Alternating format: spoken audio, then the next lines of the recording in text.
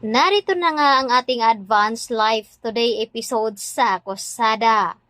Hindi na nga pumapayag itong si Tiago na hindi mahuli itong si Dennis dahil masyado na nga marami itong ginawang kasalanan.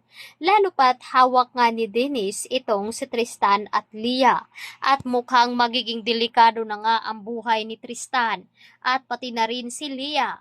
Kaya dito na nga gagawin lahat ni Tiago at ng kanyang mga kasama upang mahuli nga daw itong si Dennis. Ngunit paano nga ba nila ito gagawin?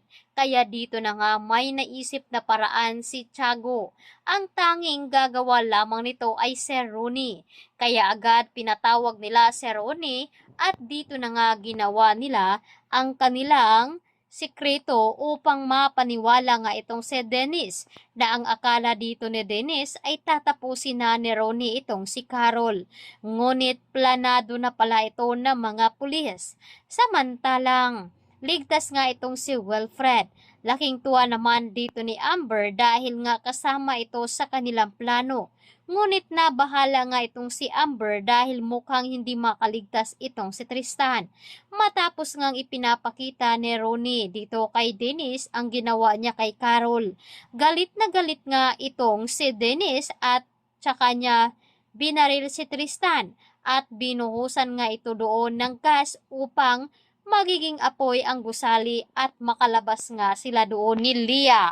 Kaya sa paglabas nga dito nila ni Dennis ay sakto naman na natrace na nga ng mga kapulisan ang kinaroroonan nito. At doon nga pinapatigil nga ni Tiago itong si Dennis habang hawak at bit-bit naman niya itong si Leah na wala pa ring malay dahil pinatulog nga ito ni Dennis upang hindi nga daw masaksihan ang gagawin niya dito kay Tristan.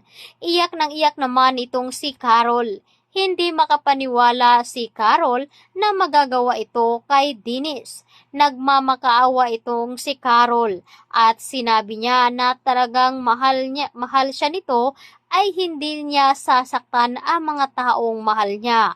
Ngunit hindi nakikinig itong si Dennis. Bagkus ay may ginawa ito at inutos nga kay Carol na tapusin nga daw itong si Wilfred. Kaya naman, galit na galit itong si Dennis at nanggigil nga dahil ayaw nga sanang gawin ni Carol na paslangin itong si Wilfred. Ngunit nagbigay nga ito ng 2 minuto upang makapag-isip nga daw itong si Carol. Kaya dito na nga naisip ni Tiago na gamitin nila ang 2 oras na pag-iisip upang makahanap sila ng paraan na hindi mapapahamak itong si Wilfred. Kaya naman tuwang-tuwa itong si Dennis nang nakita niya na bumulaga itong si Wilfred at tuluyan na itong nagpaalam. Ang hindi alam ni Dennis na plan ito, kasama ito sa plano ni Tiago. Kaya ito ang dapat nating tutukan at aabangan ngayong hapon dito lamang sa Akosada.